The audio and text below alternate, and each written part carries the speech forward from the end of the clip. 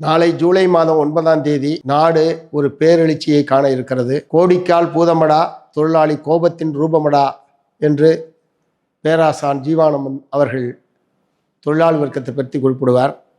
நாளைய தினம் நாடு முழுவதும் பல கோடிக்கணக்கான தொழிலாளர்கள் வேலைநிறுத்தம் செய்து ஒன்றிய பிஜேபி அரசுக்கு எதிராக தங்களுடைய வலிமைமிக்க எதிர்ப்பை வெளிப்படுத்தி இருக்கிறார்கள்.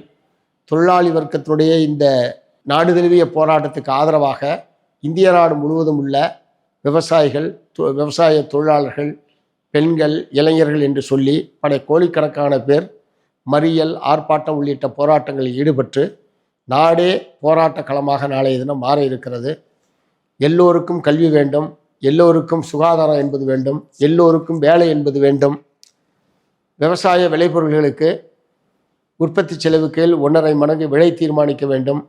100 நாள் வேலை திட்டத்திற்கு கிராமப்புற மக்களுக்கு வேலை வாய்ப்பை முழுமையாக வழங்கத்தக்க வகையில் அதற்கேற்ப நிதி ஒதுக்கீட்டை அதிகரிக்க வேண்டும்.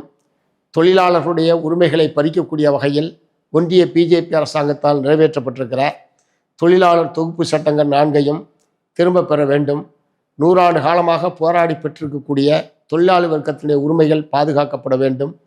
விலைவாசி குறைக்கப்பட வேண்டும் என்று நாட்டில் உள்ள சகலபதி மக்களுடைய கோரிக்கைகளையும் ஒரு 17 அம்ச கோரிக்கைகளாக முன்வைத்து இந்த வேலைநிறுத்த போராட்டத்திற்கு நாடு முழுவதும் உள்ள மத்திய தொழிற்சங்கங்கள் கூட்டாக அறைகோல் விடுத்திருக்கின்றன.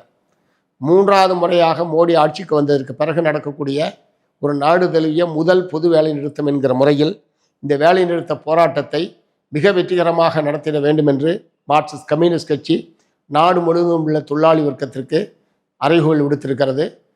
இந்த வேலைநிறுத்த போராட்டத்திலும் வேலைநிறுத்தத்திற்கு ஆதரவாக நடக்கக்கூடிய மறியல், ஆர்ப்பாட்டம் உள்ளிட்ட நடவடிக்கைகளிலும் மார்க்சிஸ்ட் கம்யூனிஸ்ட் கட்சியினுடைய உறுப்பினர்கள் முழுமையாக இதில் பங்கேற்று ஒன்றிய பிஜேபி அரசினுடைய மக்களுக்கு விரோதமான, தொழிலாளர்களுக்கு விரோதமான, இந்த தேசத்துக்கு விரோதமான கொள்கையை மாற்றியமைக்க வேண்டும் என்பதற்கான அந்த மகத்தான போராட்டத்தை வெற்றியடைய செய்யுமாறு தமிழக மக்களை மார்க்சிஸ்ட் கம்யூனிஸ்ட் கட்சியின் சார்பில் அன்போடு கேட்டுக்கொள்கிறேன்.